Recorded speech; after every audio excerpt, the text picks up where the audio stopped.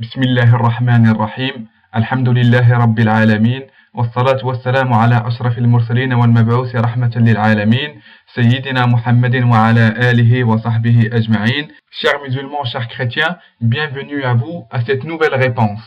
Une réponse que nous adressons à ceux qui souhaitent éteindre avec leur bouche la lumière d'Allah, alors qu'Allah ne veut que parchever sa lumière, quelque répulsion qu'en aient les mécréants. Ce sera une réponse à la vidéo d'un chrétien qui s'est tout permis. Croyant avoir le Saint-Esprit, il s'est permis de critiquer l'islam et de jeter des allégations contre la parole d'Allah subhanahu wa ta'ala. Je vais par la grâce d'Allah essayer d'apporter une réponse claire et objective à notre cher ami chrétien.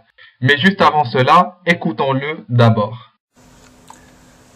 Alors, encore un petit point de doctrine. Donc là, je suis tombé sur un verset dans la sourate 33, au verset 43 exactement, mais on va prendre depuis verset 41. Ô croyants, invoquez souvent le nom de Dieu, glorifiez-le matin et soir.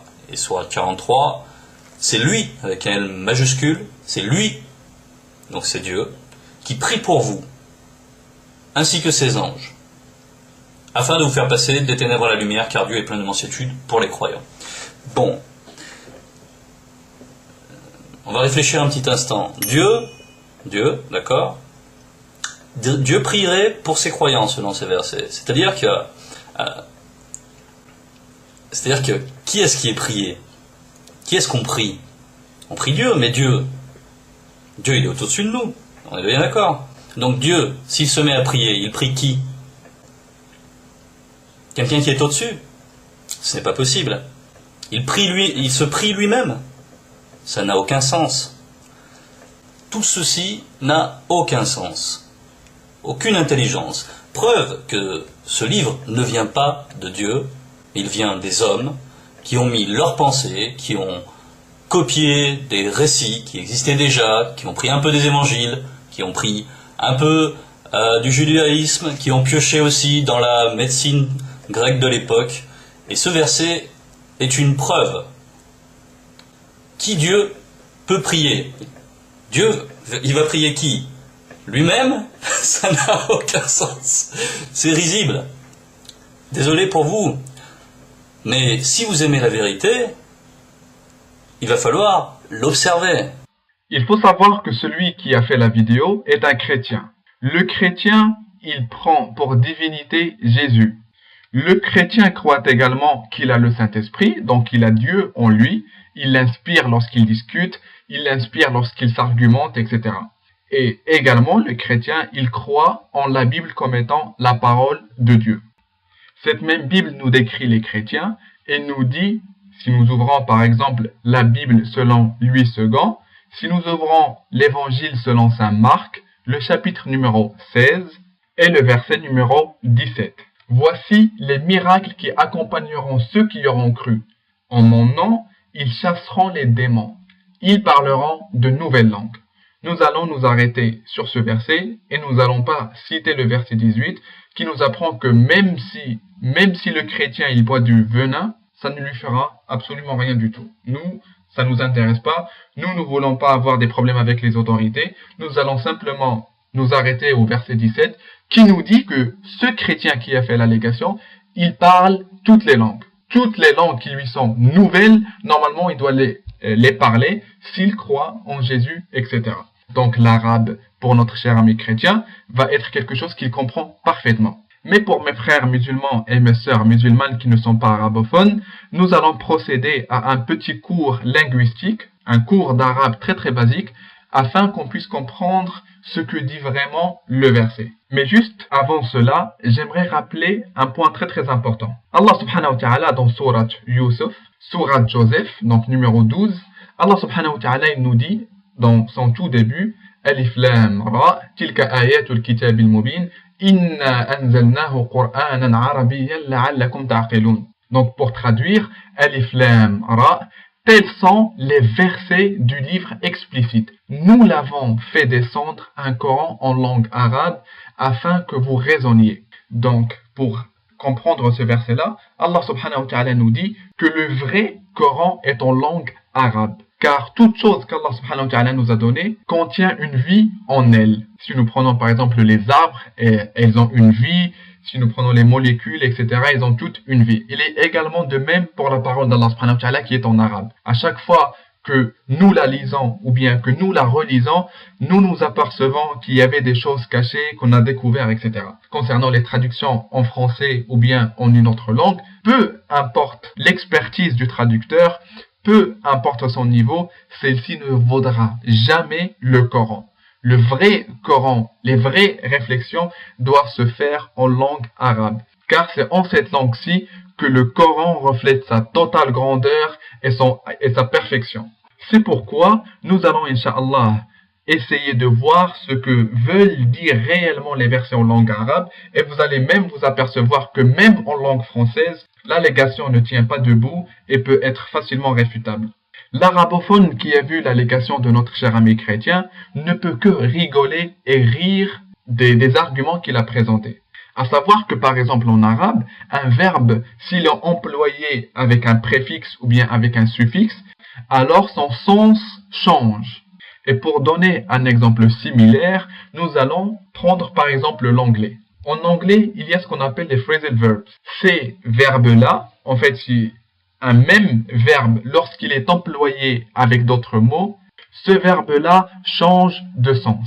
Et pour être clair, prenons l'exemple du verbe look, ou bien to look. To look, en fait, en anglais, si nous voulions en fait le traduire en français, donnerait regarder. Par exemple, to look, ça veut dire regarder. Le même verbe, si on y ajoute à sa fin le mot after, ça nous donnera look after, qui ne signifie pas, par exemple, regarder après quelqu'un, non, mais signifie prendre soin de quelque chose ou bien s'occuper de quelque chose. Et un autre exemple, et nous allons finir avec celui-là, si nous y ajoutons le mot out, par exemple, look out. To look out ne veut pas dire, par exemple, de regarder à l'extérieur, non, mais veut dire attention, faire attention. Donc, avec cet exemple-là, nous avons compris qu'il peut y exister des verbes auxquels, si on y ajoute, je l'ai appelé préfixe ou bien suffixe, mais on va dire un autre mot, soit en avant, soit après le verbe-là, à ce moment-là, ce verbe change de sens et signifie quelque chose totalement et complètement différent du verbe à la racine, ou bien le premier verbe. Et il faut savoir qu'en arabe, il existe des similitudes, exactement pareil. Prenons le verbe et celui dont il s'agit dans le verset, le verbe salla. À savoir que ce verbe-là, il s'emploie avec salla ala et salla li. Nous allons nous arrêter sur la définition de chacun des deux. Commençons avec le premier, qui est celui salla li. La signification ou bien la traduction en français serait de prier Dieu, ou bien faire la prière à quelqu'un, faire la prière à Dieu. Et pour voir cela, si nous prenons par exemple, nous ouvrons Al-Qur'an al-Karim, la sourate numéro 108, donc sourate al-Kawthar, nous trouvons la chose suivante. Inna a'tainaka al-Kawthar, fasalli li rabbika wanhar, inna shani'aka huwa al-abtar.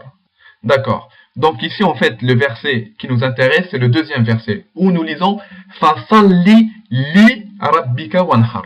Et la traduction en français serait « Accomplis la salat », donc la prière, à ou bien pour ton Seigneur et sacrifie. Donc ici, le verbe employé est « Salli li ».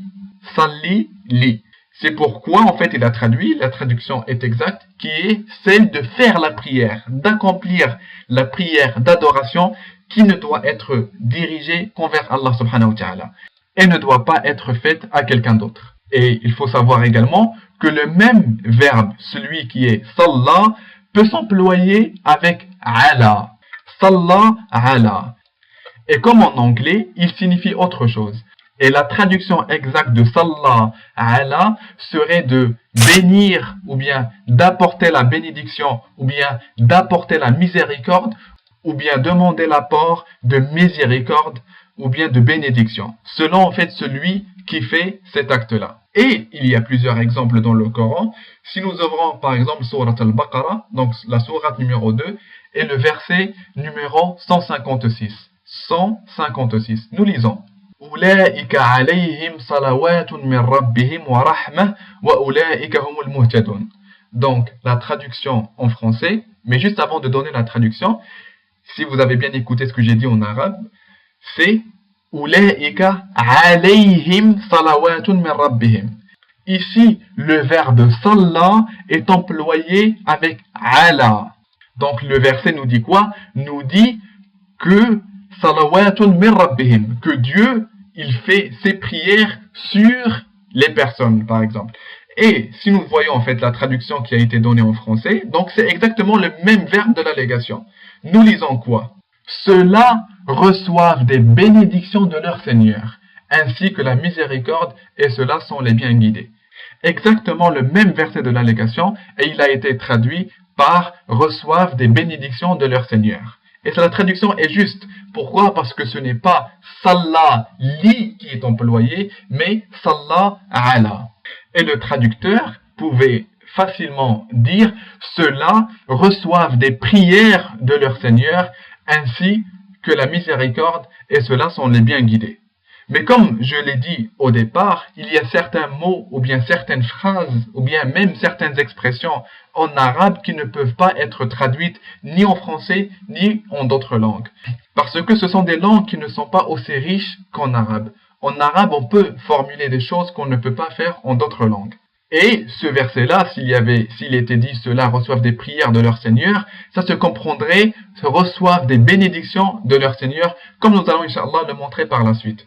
Et si nous ouvrons par exemple la sourate numéro 9, sourate At-Tawbah, le verset numéro 103, nous lisons وَصَلِّ عَلَيْهِمْ إِنَّ صَلَاتَكَ سَكَنٌ لَهُمْ. Donc la traduction en français, donc juste le milieu du verset, et prie pour eux, ta prière est une quiétude pour eux, et Allah est audient et omniscient. Regardez ici en fait, il n'a pas dit, c'est exactement le même mot, mais Allah subhanahu wa ta'ala, il demande à son prophète, prie pour eux. Ici, il y a également Salla ala. C'est le même verbe que nous avons vu récemment. Est-ce que le prophète, il a dit par exemple aux compagnons, ramenez-moi par exemple un tapis et mettez-vous devant moi et je vais maintenant prier à vous ou bien faire des prières adressées à vous, etc. Non, c'est Allah subhanahu wa ta'ala qui lui demande de demander l'apport de miséricorde et de bénédiction sur les croyants qui l'ont suivi et les croyants qui ont accepté son message. Donc exactement le verbe salla, lorsqu'il est employé avec l'em, avec li, il signifie la prière de l'adoration. Et lorsqu'il est employé avec ala, ce n'est plus le même sens qui est utilisé, mais peut signifier soit la bénédiction, le fait d'apporter de la bénédiction, ou bien la demande d'apport de bénédiction, suivant celui en fait qui emploie le verbe. En effet, le traducteur en français, je pense que c'est Hamidullah qui l'a fait, il pouvait également directement dans le verset en fait de l'allégation en question, venir et dire c'est lui qui envoie des bénédictions sur vous, ainsi que ses anges, etc. Et d'ailleurs, si nous ouvrons, par exemple, le Coran en anglais, la traduction faite par Yusuf Ali, nous lisons donc toujours la même sourate numéro 33 et verset 43, donc celui que notre cher ami chrétien est cité, on y lit « He is who sends blessing on you, as do his angels ». Donc la traduction en français qu'on pourrait donner, et c'est lui qui envoie des bénédictions sur vous, ainsi que ses anges, afin qu'ils vous fassent sortir des ténèbres à la lumière, etc. Ici, le traducteur, Yusuf Ali, il a traduit également comme pourrait le comprendre chaque musulman arabophone lisant le Coran al-Karim. Parce que le verbe employé, donc je le redis encore une fois parce que c'est la base en fait, la base de la réponse c'est ça. Parce que le verbe employé n'est pas salla li, mais salla ala. Et juste pour avoir le cœur net et répondre facilement à nos amis chrétiens, je vais, Inch'Allah, citer les paroles des grands savants de l'islam et les grands savants de la langue arabe lorsqu'ils se sont arrêtés sur ce verset-là, et savoir s'ils ont dit, ou bien s'ils l'ont expliqué comme notre cher ami chrétien, ou bien s'ils se sont fiés aux règles de la langue arabe et l'ont expliqué comme nous venons de voir, signifiant l'apport de miséricorde, etc. Et juste avant de passer à cette partie-là, j'aimerais me tourner vers mon cher ami chrétien et lui demander comment se fait-il que tu présumes avoir Dieu lui-même en fait en toi et que tu crois que tu parles toutes les nouvelles langues, etc.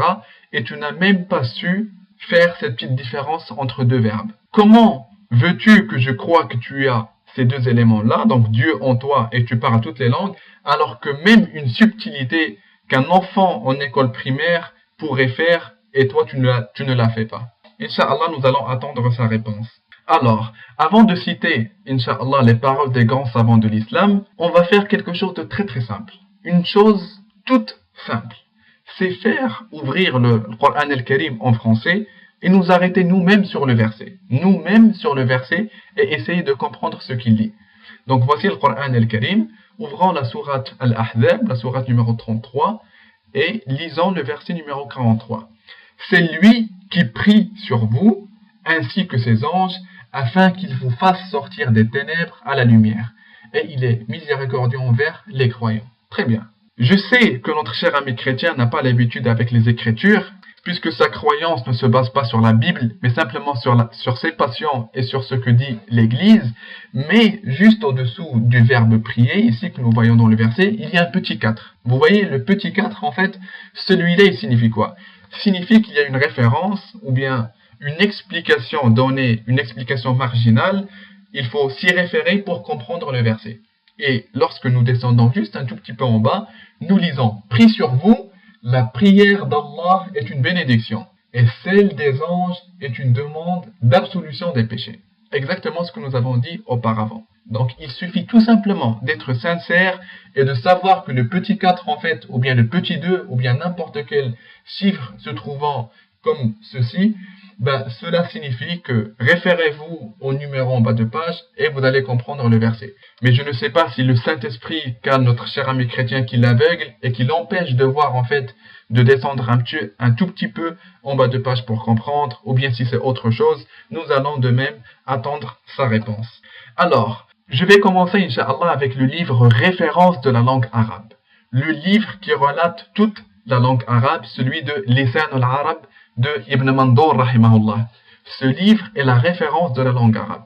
Donc, nous allons, Inch'Allah, voir comment il nous a expliqué en fait ce verset-là. Donc, voici Lisan al-Arab de Ibn Mandour rahimahullah, donc l'édition Dar al-Ma'arif. Ouvrons la page 2490. 2490. Et, Inch'Allah, nous allons nous attarder sur 5 références. La première référence est quoi? Il nous dit وَالصَّلَاةُ مِنَ اللَّهِ تَعَالَى الرَّحْمَةِ. Et la prière de la part d'Allah subhanahu wa ta'ala est sa miséricorde. La prière d'Allah subhanahu wa ta'ala est sa miséricorde. Il faut également noter que la traduction en français, on ne peut la traduire que la prière d'Allah. On ne peut pas la traduire différemment. Sinon, nous allons dire directement l'apport de bénédiction ou bien l'apport de miséricorde. Donc ici, la référence dans la langue arabe, il nous dit que la prière d'Allah subhanahu wa ta'ala doit être comprise par sa miséricorde. La référence numéro 2, un tout petit peu en bas, il nous dit وَصَلَاةُ اللَّهِ عَلَى رَسُولِهِ رَحْمَةٌ لَهُ وَحُسْنُ ثَنَائِهِ عَلَيْهِ. Et la prière, parce que nous disons sallallahu alayhi wa sallam, lorsque nous citons le nom du prophète paix sur lui, nous disons que la prière d'Allah soit sur lui. Et pour le comprendre, il nous dit quoi? Et la prière d'Allah subhanahu sur son messager est de lui faire miséricorde et de lui faire des éloges. Le citer parmi ses anges, etc. Voici mon serviteur, voici celui qui a accompli ma parole à la lettre, etc. Et nous allons continuer, Inch'Allah, avec la troisième référence. Nous lisons, je donnerai la traduction directement. Al-Azhari a dit, cette prière signifie la miséricorde pour moi. Et de cela, lorsque Allah subhanahu wa ta'ala a dit, certes, Allah et ses anges prient sur le prophète, ô vous qui croyez, priez sur lui et adressez-lui vos salutations. Et il donne les explications en disant, la prière de la part des anges est une invocation et une demande de pardon, entre parenthèses pour les musulmans et pour les croyants. Et de la part d'Allah subhanahu wa ta'ala, c'est une miséricorde. De la part d'Allah subhanahu wa ta'ala, ce n'est pas une prosternation, ce n'est pas quelque chose comme souhaite le faire croire notre cher ami chrétien, mais c'est une miséricorde. Quatrième référence, je donnerai également la traduction directement. Abu al-Abbas a dit concernant la parole d'Allah, c'est lui, donc c'est Allah, qui prie sur vous ainsi que ses anges. Et il a expliqué, Allah prie signifie, il fait miséricorde. Et la prière des anges est qu'ils font des invocations pour les musulmans et les musulmanes. Exactement comme nous l'avons dit auparavant. Et Inch'Allah, nous allons finir avec la dernière référence dans ce livre-là, celle où il nous est dit, Ibn Arabi a dit, la prière de la part d'Allah subhanahu wa ta'ala est la miséricorde. Et la prière de la part des créatures, donc les anges, les hommes, les djinns, etc., est de se mettre debout, de s'agenouiller, de se prosterner, d'invoquer et de faire le tasbih. Ça veut dire Subhanallah, Allahu Akbar, etc. Donc la référence de la langue arabe nous explique cette prière qui pourrait être traduite en français par prière d'Allah subhanahu wa ta'ala, c'est le fait qu'il fasse miséricorde aux croyants, etc. Maintenant, le deuxième document que nous allons ouvrir est celui de At-Tafsir al-Muyassar, l'exégèse simplifiée. Donc c'est une exégèse très très simple permettant de comprendre le sens des versets assez facilement. Donc le voici devant nous, donc Tafsir al-Muyassar.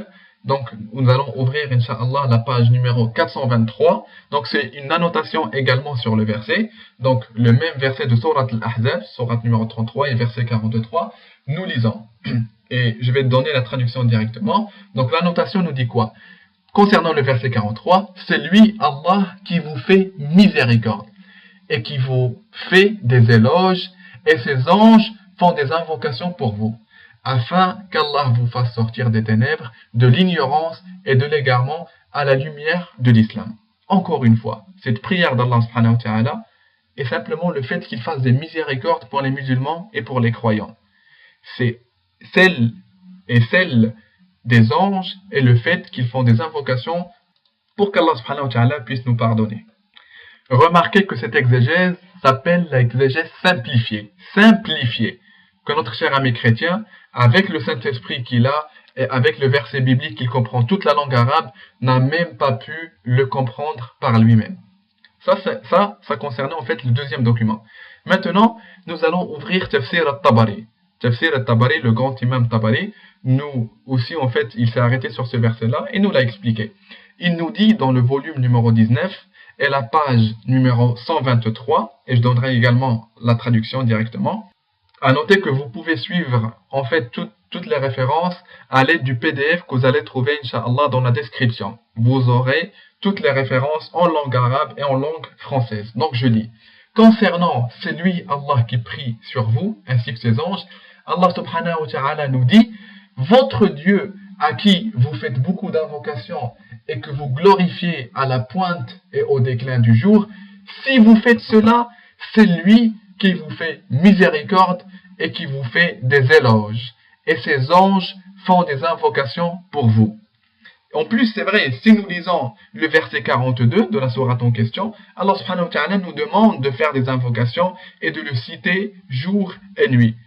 Et comme le dit l'imam al-Tabari, si on fait cela, Allah subhanahu wa ta'ala nous fera miséricorde et nous citera au sein des anges et nous fera des éloges, etc. Et je continue.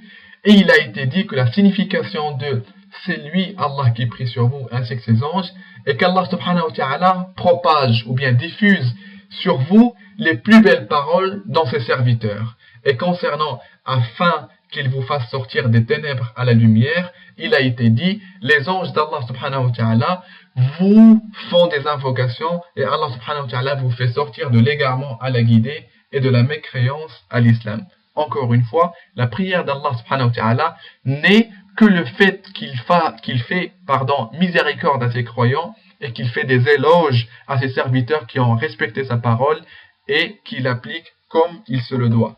Je vais, Inch'Allah, maintenant finir avec la dernière référence, qui est celle de Sahih al-Bukhari. Sahih al-Bukhari, le volume numéro 6, donc la porte numéro 65 et la page numéro 120.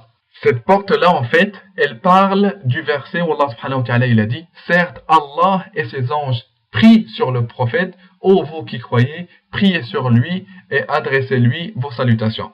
Donc, c'est exactement la même, on va dire le même verset que l'allégation, celui qu'Allah subhanahu wa ta'ala prie. puisqu'il est dit Allah prie sur le prophète, etc. Donc, on lit dans Sahih al-Bukhari, Abu al-Aliya a dit la prière d'Allah et qu'il fait des éloges à ses serviteurs auprès des anges. Et la prière des anges est l'invocation. Donc, encore une fois, et ceci en fait est de la nature de la langue arabe, le verbe employé n'est pas salla li, mais salla ala, qui signifie tout simplement le fait qu'Allah subhanahu wa ta'ala il fasse miséricorde à ses serviteurs et il fait des éloges aux croyants qui ont cru en lui et qui ont respecté sa parole. Donc, encore une fois, je me demande comment se fait-il que notre cher ami chrétien, qui est le Saint-Esprit, qui a tous ses pouvoirs, etc., n'a même pas pu comprendre une chose aussi basique. Aussi basique que même une personne en école primaire comprendra assez facilement.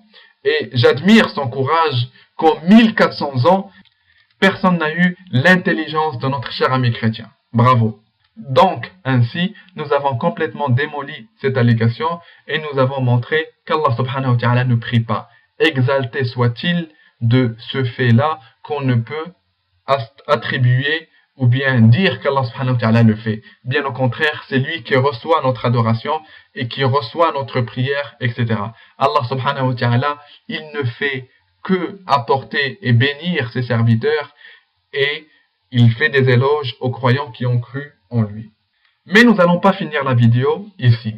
Vous savez, à chaque fois qu'un chrétien il fait des allégations contre le grand islam, celle-ci se retourne contre lui et il ne peut s'en échapper. Maintenant, notre cher ami chrétien, il nous a dit quoi? Qui Dieu peut prier? Dieu, il va prier qui? Lui-même? Ça n'a aucun sens. Ça n'a aucun sens. Ça n'a aucun sens. Et moi, je suis d'accord avec lui. Je suis complètement d'accord avec lui. Un Dieu qui prie ou bien qui fait un acte d'adoration envers n'importe qui ne peut pas être Dieu. Et toute personne raisonnable et objective dira la même chose. Au début de la vidéo, nous avons dit que cette personne-là était chrétienne. Et son Dieu est qui? Est Jésus. Jésus, paix sur lui, ils lui ont attribué une divinité. Et notre cher ami chrétien, il l'invoque, il l'implore, il lui fait un culte, etc., etc., etc. Vous savez, aujourd'hui, les chrétiens nous montrent un livre et nous disent, regardez, voici la parole de Dieu, acceptez-la. Tout ce que nous pouvons faire aujourd'hui, les musulmans, c'est l'analyser et de voir un peu les caractéristiques de ce Dieu-là et de voir un peu si nous pouvons l'adorer. Nous allons, Inch'Allah, évoquer ici quelques versets et nous allons voir, Inch'Allah, que l'allégation va tomber directement sur la tête de notre cher ami chrétien et je le défie de nous fournir une seule réponse à ce qui va venir. Regardez, le premier verset.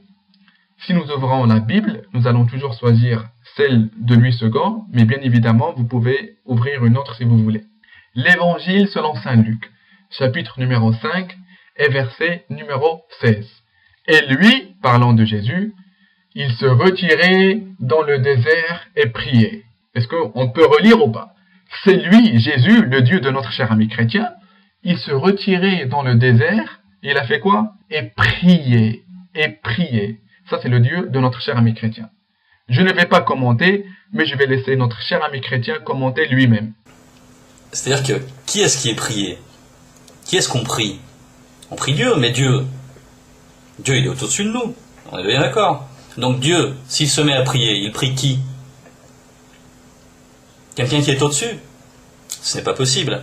Et non, ce n'est pas encore fini. Si nous ouvrons toujours sur le même évangile selon saint Luc, et nous ouvrons le chapitre numéro 6 et le verset numéro 12. Nous lisons quoi? En ce temps-là, Jésus se rendit sur la montagne pour prier et passa toute la nuit à prier qui? À prier Dieu. Toute la nuit, Jésus était resté pour prier Dieu. Et je ne vais toujours pas commenter et je vais laisser notre cher ami chrétien, on va dire, se commenter lui-même. Il se prie lui-même. Ça n'a aucun sens. Et ce n'est pas encore fini. Toujours dans le même évangile selon saint Luc, le chapitre numéro 9 et verset numéro 18. Nous lisons quoi? Un jour que Jésus priait à l'écart. Ayant avec lui ses disciples, il leur posa cette question, etc. Et Jésus faisait quoi? Il priait à l'écart. Et je peux également commenter, mais j'ai tellement aimé la vidéo de notre cher ami chrétien que je ne peux commenter ce verset-là à sa place, je vais le laisser lui-même le commenter. Dieu, il est au-dessus de nous. On est bien d'accord. Donc Dieu, s'il se met à prier, il prie qui? Quelqu'un qui est au-dessus? Ce n'est pas possible. Et ce n'est pas encore fini. Toujours dans le même évangile selon saint Luc, chapitre numéro 11, verset numéro 1, on y lit quoi? Jésus priait en un jour en un certain lieu, etc., etc. Le Dieu de notre cher ami chrétien, le Dieu le tout-puissant, le tout-puissant de notre cher ami chrétien, il faisait quoi? Il priait en un jour, etc. Et si nous ouvrons maintenant l'évangile selon Matthieu, chapitre numéro 26 et verset numéro 36, nous lisons quoi? Là-dessus, Jésus alla avec eux dans un lieu appelé Gethsémane. Il dit aux disciples, « Asseyez-vous ici, pendant que je m'éloignerai pour prier. » Le Dieu, encore de notre cher ami chrétien, il a fait quoi? Il s'est éloigné pour prier. Et je laisse également notre cher ami chrétien, dont j'ai admiré le sourire, nous le refaire, Inch'Allah, encore une fois. Dieu, il va prier qui? Lui-même? Ça n'a aucun sens. Maintenant, ça sera la dernière prière de Dieu. Je n'ai pas voulu citer toutes les prières parce qu'il y en a tellement. Toujours dans le même évangile selon Matthieu, chapitre numéro 26 et verset numéro 39. 26-39. Nous lisons. Puis, ayant fait quelques pas en avant, il se jeta sur sa face et pria ainsi. Mon Père, s'il est possible, etc. Il a fait quoi? Il s'est jeté sur sa face. Il s'est prosterné. Prosterné. Savez-vous, Dieu, le Dieu de notre cher ami chrétien, il s'est prosterné sur sa face et il a prié, etc. Et je me demande aujourd'hui qui c'est qui, pour prier, il pose sa tête, sa face contre terre, etc. Donc le Dieu de notre cher ami chrétien, il a fait quoi? Il s'est jeté sur sa face et il a prié, etc. Et je laisserai également notre cher ami chrétien nous faire son beau sourire. C'est-à-dire que, qui est-ce qui est prié? Qui est-ce qu'on prie? On prie Dieu, mais Dieu, il est au-dessus de nous. On est bien d'accord. Donc Dieu, s'il se met à prier, il prie qui? Quelqu'un qui est au-dessus? Ce n'est pas possible. Et pour finir, Inch'Allah, je vais montrer que le Dieu de notre cher ami chrétien, non seulement il faisait des prières, mais il jeûnait également. Regardez, Dieu de notre cher ami chrétien, il jeûnait, il faisait un jeûne. Il se privait de manger et de boire, je ne sais pour qui, peut-être que notre cher ami chrétien nous le dira. Ouvrons toujours la Bible, Matthieu, chapitre 4, versets 1 à 2. Alors Jésus fut emmené par l'Esprit dans le désert pour être tenté par le diable. Remarquez également que le Dieu de notre cher ami chrétien, non seulement il priait, mais il se faisait tenter par le diable. Et imaginez la scène, c'est pas grave. Après avoir jeûné 40 jours et 40 nuits, il eut faim. Le Dieu de notre cher ami chrétien, il a fait quoi? Il a jeûné pendant 40 jours et 40 nuits. Ça, c'est notre cher ami chrétien, son Dieu, le Tout-Puissant, il fait quoi? Il jeûne, il prie, il se prosterne, etc. Donc, la question qui est toujours d'actualité est... Donc Dieu, s'il se met à prier, il prie qui?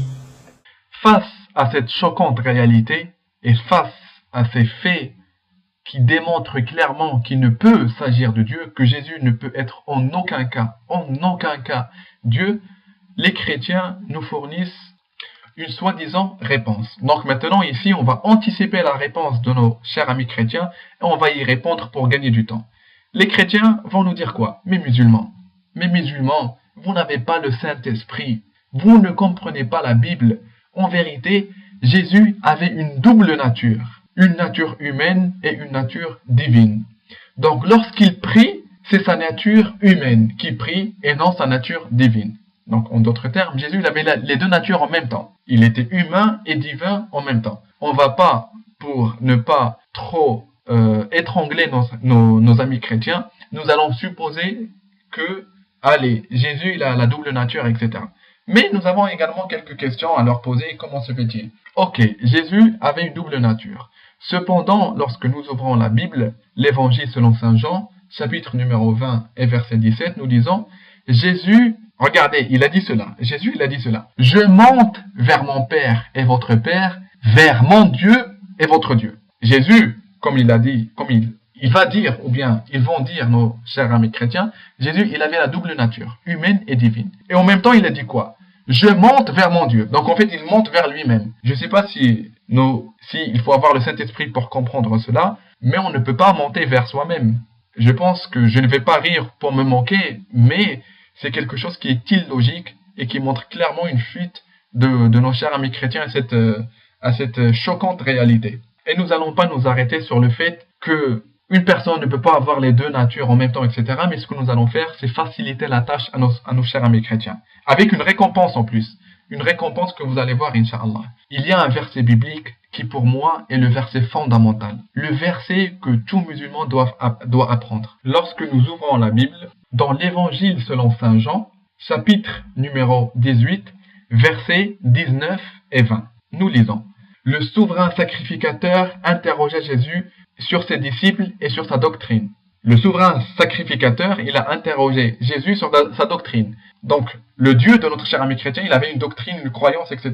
Jésus lui répondit, écoutez bien, j'ai parlé ouvertement au monde, j'ai toujours enseigné dans la synagogue et dans le temple, où tous les juifs s'assemblent, et je n'ai rien dit en secret. En secret, je n'ai absolument rien dit. Et nous, musulmans, nous confirmons cela. Nous disons que le message des prophètes devait être clair et ne devait rien garder pour eux-mêmes ou bien cacher une vérité ou bien dire quelque chose en secret. Le message doit être clair et c'est exactement ce que confirme Jésus, paix sur lui. Il dit quoi? Et je n'ai rien dit en secret. À partir de ce fait-là, le fait que Jésus n'ait rien dit, absolument rien dit en secret. J'aimerais savoir alors, où est-ce qu'il a dit qu'il était Dieu? Où est-ce qu'il a dit qu'il avait une double nature? Où est-ce qu'il a dit que Dieu s'est incarné en lui? Si notre cher ami chrétien en question, ou bien n'importe quel chrétien qui me montre où est-ce que Jésus, puisqu'il n'a rien dit en secret, il a dit, écoutez, moi je suis Dieu, ou bien écoutez, j'ai une double nature, ou bien écoutez, Dieu s'est incarné en moi, je me convertis au christianisme. Et plus que cela, je demanderai aux abonnés de la chaîne Anti-Shubuhat, qui sont, alhamdoulilah, aujourd'hui plus de 4500 personnes, de se convertir également au christianisme. Et écoutez, moi à votre place, je chercherai tout de suite ce verset-là et je vous l'amènerai. 4500 personnes converties en un seul instant. Et je donnerai tous mes efforts pour continuer la chaîne. Et je serai désolé pour mes frères musulmans, mais je devrais en fait convertir la chaîne en une chaîne chrétienne. Pourquoi? Parce que nos chers amis chrétiens vont nous sortir le verset où Jésus il a dit « Moi je suis un Dieu », etc., etc. Et pour vous faire gagner du temps, vous ne le trouverez jamais ce verset-là. Jamais vous ne trouverez ce verset-là. Bien au contraire, Jésus réfute les chrétiens par lui-même. Je n'ai jamais vu une croyance où celui qu'on adore réfute ses propres croyants. Si nous ouvrons la Bible dans l'Évangile selon Saint Jean, chapitre numéro 8, verset 40, nous lisons quoi? « Mais maintenant, vous cherchez à me faire mourir. » À savoir qu'ici, Jésus parlait aux Juifs. Il leur disait quoi? Mais maintenant, vous cherchez à me faire mourir. Moi, un Dieu qui vous ait dit la vérité? Moi, un Dieu incarné en homme qui vous ait dit la vérité? Moi, un moitié Dieu, moitié homme qui vous ait dit la vérité? Non, malheureusement pour les chrétiens, ce n'est pas ce que nous lisons. Moi, un homme qui vous ait dit la vérité que j'ai entendue de Dieu. Cela, Abraham ne l'a point fait. Jésus lui-même, paix sur lui, il atteste et vous le dit, chrétien sincère et objectif, cherchant la vérité, il vous dit clairement qu'il était un homme, rien de plus, ni Dieu, ni moitié Dieu, ni Dieu incarné, absolument rien. Moi, un homme qui vous ai dit la vérité. Et pour fuir cette choquante réalité, les chrétiens, ils ont trouvé une solution. Et je l'avoue ici devant vous, qu'ils ont trouvé une solution qui marche et qui résout totalement le problème. En fait, la Bible que nous avons vue, c'est celle selon David Martin. Ouvrons maintenant celle selon Louis II, donc toujours l'évangile selon Jean, et chapitre numéro 8 et verset numéro 40. Nous lisons quoi? Donc, le début du verset, c'est toujours le même. Mais maintenant, vous cherchez à me faire mourir. Moi, qui vous ai dit la vérité que j'ai entendue, etc. La solution que les savants du christianisme ont trouvée pour fuir cette réalité est de supprimer carrément le mot homme. Comme ça, il n'y aura plus de problème et les chrétiens auront un argument disant « Attendez, mais Jésus il n'a jamais dit qu'il était un homme ». C'est ça la solution en fait, et ce n'est pas le seul verset où ils ont trouvé ce genre de solution, mais c'est applicable un peu partout. Tu as un problème, tu sais pas y répondre, ben tu te casses pas la tête. tu supprimes le problème et voilà, tu n'as plus de problème. Et même ses disciples croyaient exactement la même chose. Si vous prenez par exemple les Actes des Apôtres, chapitre numéro 2 et verset 22, nous lisons quoi? Ça c'est la parole de Pierre. Il y est dit quoi? Hommes israélites, écoutez ces paroles. Jésus de Nazareth, c'est cet homme à qui Dieu a rendu témoignage devant vous par les miracles, les prodiges et les signes qu'il a opérés par lui au milieu de vous, comme vous le savez vous-même. Il a dit quoi? Jésus, c'est Dieu qui est incarné, etc. Cet homme à qui Dieu a rendu témoignage devant vous par les miracles qu'il a fait à travers lui. Exactement comme il l'a fait avec tous les prophètes, comme il l'a fait avec Moïse, avec Abraham, avec Jacob, avec Mohammed, alayhi salatu ajma'in.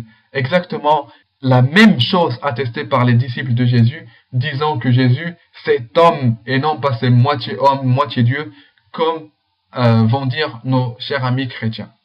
Donc, pour résumer, nous avons démontré que l'allégation apportée par notre cher ami chrétien ne tenait pas debout, parce que ça contredit la langue arabe. Le verbe employé et non pas Salla li, qui signifie l'adoration, exalté soit Allah subhanahu wa ta'ala de ce fait-là, c'est lui que nous adorons et il n'adore personne, et le verbe employé est Salla ala, signifie la miséricorde, l'apport de bénédiction, etc. Et j'ai démontré, alhamdulillah également, que l'allégation s'est retournée contre nos chers amis chrétiens, où le chrétien par lui-même dit clairement que Dieu ne peut pas prier, Dieu ne peut pas se prosterner, Dieu ne peut pas jeûner, etc. Et nous sommes tout à fait d'accord avec lui. La question que nous leur posons, comment se fait-il que cette objectivité, vous ne l'appliquez pas avec votre propre religion? Cher chrétien, sois sincère avec toi-même, sois objectif, et cherche la vérité et n'essaie pas tout simplement d'utiliser ton ignorance pour montrer que tu as raison en t'humiliant devant tous ceux qui ont vu ta vidéo. Et un seul conseil que je pourrais te donner, juste la prochaine fois. La prochaine fois que tu souhaiteras faire une allégation, refuter quelqu'un ou bien faire quelque chose, s'il te plaît, tâche de faire en sorte que ça ne te retombe pas sur la tête. Toi qui présumes avoir le Saint-Esprit, maintenant, tu t'es démoli par toi-même. Tu t'es démoli par toi-même. Et pour les arabophones qui ont vu ta vidéo, je pense qu'ils se sont aperçus que ça ne servait même pas de répondre. Mais je l'ai fait pour les non-arabophones afin qu'ils puissent voir un peu comment les chrétiens essayent d'utiliser l'ignorance des musulmans pour essayer de faire croire qu'ils sont sur la vérité, etc. Bon, ce cher ami chrétien, il a fait d'autres vidéos auxquelles, Inch'Allah, nous allons répondre également.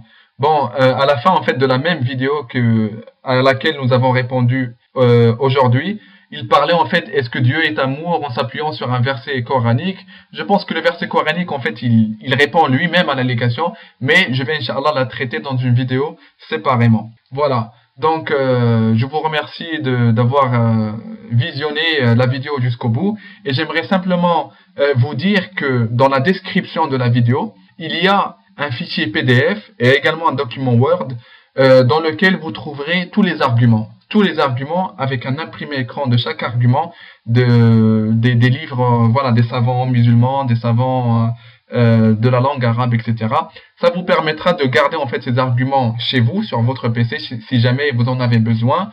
Si jamais quelqu'un vous sort cette allégation, à ce moment-là, vous aurez, Inch'Allah, les réponses en question sur votre PC. Donc, et ça sera, Inch'Allah, de même pour les prochaines vidéos. Les réponses que nous ferons, Inch'Allah, aux chrétiens, ce sera exactement la même chose. Un fichier PDF dans la description que vous pouvez télécharger, Inch'Allah. Et si jamais, en fait, il ne marche pas ou bien un problème avec le lien, merci d'envoyer, en fait, un mail à Anti-Shubuhat, simplement de dire, voilà, pour dire que le fichier ne marche plus ou bien il y a un problème, pour qu'on puisse, en fait, le réuploader et mettre à jour le lien. Donc, alhamdulillah, alladhi bi ni'matihi tatimmu as-salihat, wa usalli wa usallimu ala khairil khalqi sayyidina Muhammadin wa ala alihi wa sahbihi ajma'in. Je vous dis salam alaykum wa rahmatullah et à une très prochaine réponse, Inch'Allah. Salam alaykum. Qui Dieu peut prier? Dieu, il va prier qui? Lui-même? Ça n'a aucun sens. Tout ceci n'a aucun sens. Aucune intelligence. Preuve que ce livre ne vient pas de Dieu, il vient des hommes.